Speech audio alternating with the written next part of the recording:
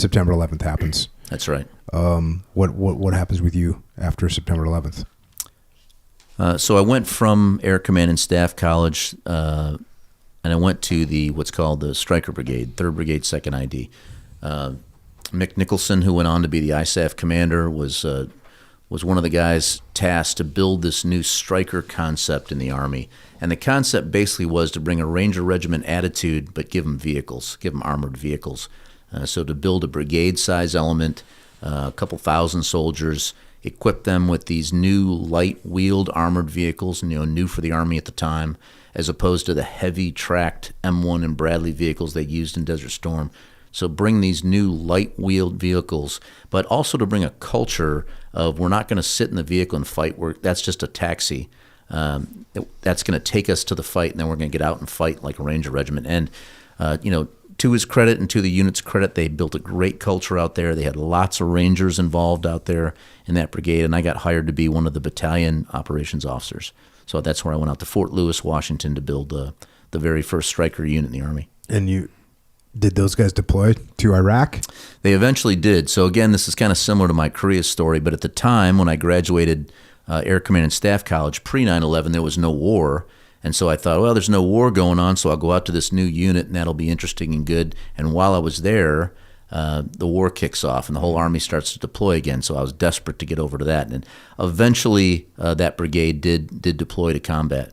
But, the fine print that I did not read when I went out there was you do 2 years in this unit, develop this new Stryker brigade, and then you have to go to one of the training centers and help impart that knowledge to the rest of the Army. I did not read that fine print on that contract. And so after I did my 2 years, I'm thinking I can go and join a unit and go with the rest of the Army, and that was not the case. I had to go to a training center. And the training center that you went to is in Germany? Germany, Hohenfels, right. There's 3 training centers. There's a light training center at Fort Polk. There's a heavy training center out at Fort Irwin, the NTC, and then there's one over in Europe. And so they at least let me choose which one I would go to, and I went to the one in Germany. What was that decision based on?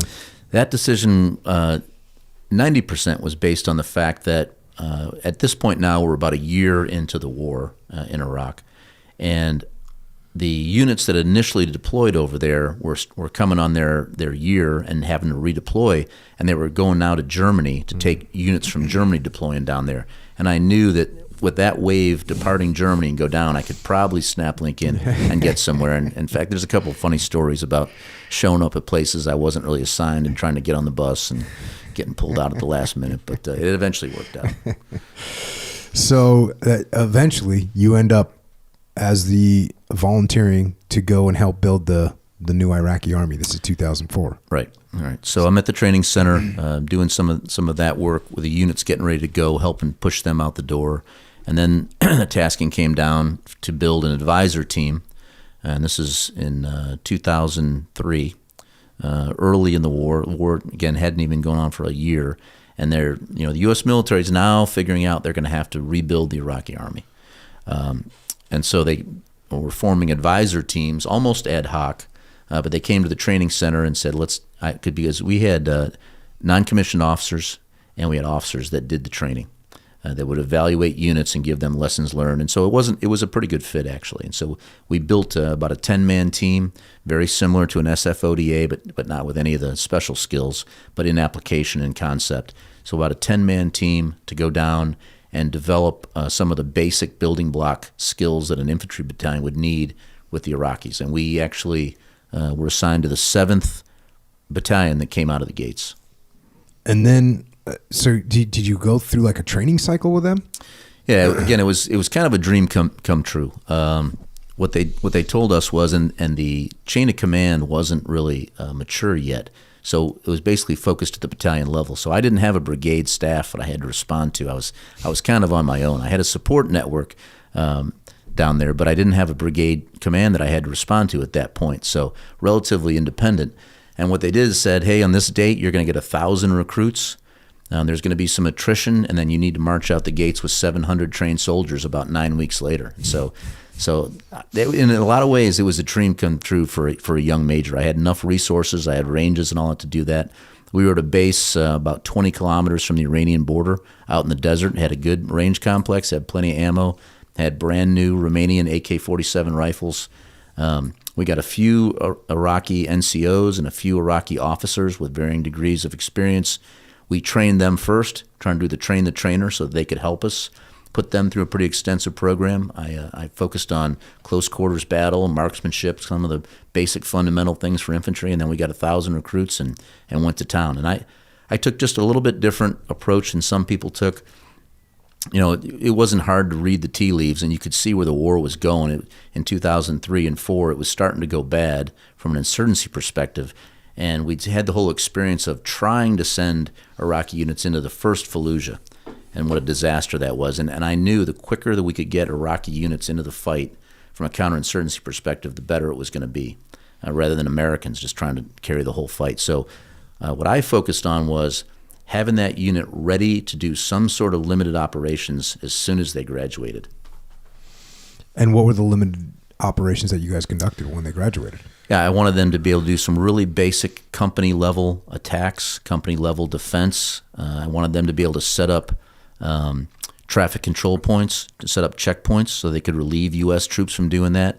And then I wanted them to be able to move from point A to point B and then have some basic command and control. So did you have like a targeted operations to actually go and conduct when you got done training them?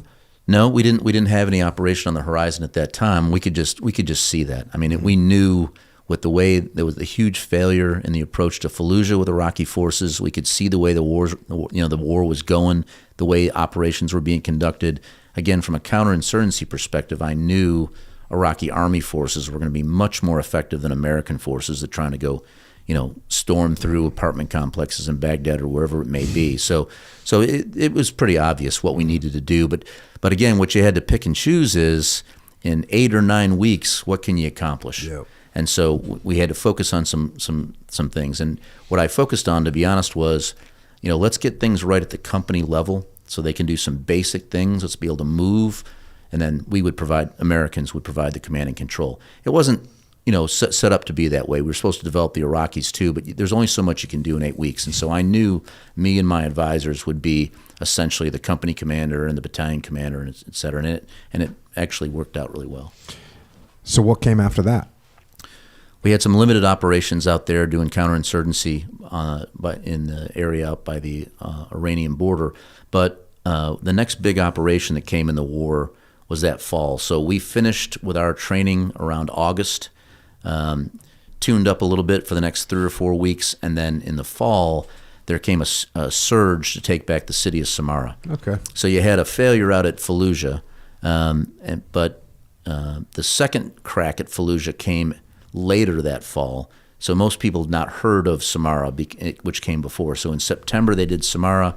In October timeframe they did Fallujah, which was a much bigger battle, much more famous. But before that, we took 5 battalions, and then I was able to bring our Iraqi battalion, the 7th Battalion, to that fight. And it was the first time we were able to commit an Iraqi battalion to take their own objectives. And I had a relationship with the battalion commander in that area. He and I had been together in the Ranger Regiment in 375, Jeff Sinclair. I knew him really well. I knew his Sergeant Major, another 275 Ranger, and so they entrusted us. I told him, here's what I can do and here's what I can't do. You can count on me for these things. He trusted me enough, and then we went in and took our own objectives. And it's the first time I'm really aware of that Iraqi Army units were able to have an objective and take it in a battle.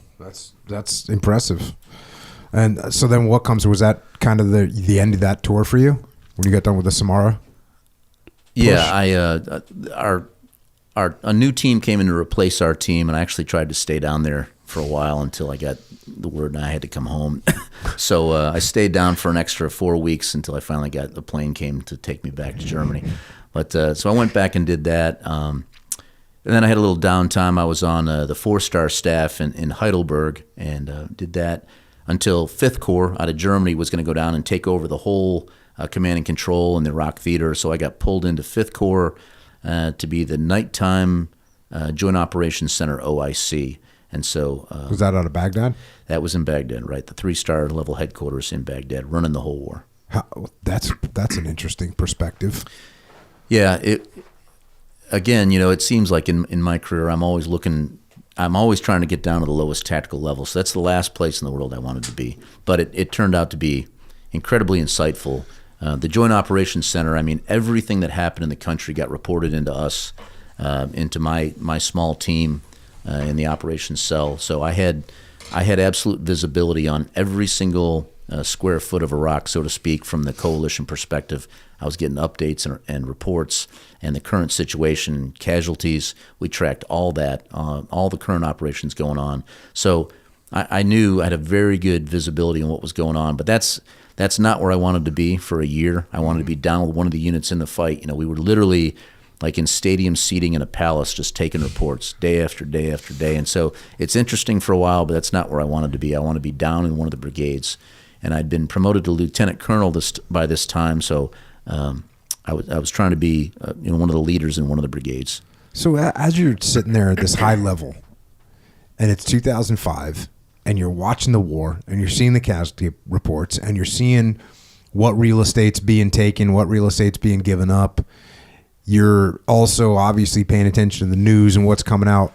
Like, what was your assessment of the war in 2005? The insurgency's now in getting into full swing. It's at least on the way. Was there a feeling of like, we're not winning right now? Oh, 100%. Okay. Yeah, 100%. We were watching U.S. troops again try to carry most of the fight, and just from intuitively, from a counterinsurgency perspective, we know by this time that's not going to work. U.S. troops, and I don't care what their intentions are, what the reality is, the perception is not going to allow them to be successful in a counterinsurgency. And there were just so many factors: the porous border from Syria, the Shia uprising aspect, the dissolving situation there. Just U.S. troops we're not going to be able to kill our way out of this one. Mm-hmm. It's just and another thing that I learned from law enforcement: you can't arrest your way out of a crime problem. You can't kill your way out of an insurgency. And so it was very obvious to us. And the situation on the ground was just getting worse and worse. We kept throwing bodies at it, and we just had more and more casualties coming home. And then, oh, by the way, there was this kind of ticking time bomb out in Anbar province called Ramadi. And this is the first time in my career I'd ever talked to a U.S. military unit, and they'd said, well, yeah, that ground is owned by the enemy. Mm-hmm. I'm like, the enemy shouldn't own any ground when the U.S. military is involved in a situation like that. But they said, no, we don't go in there because that's owned by the enemy, so that's not our battle. We can't get into that place. So that kind of thing just really kind of set me back.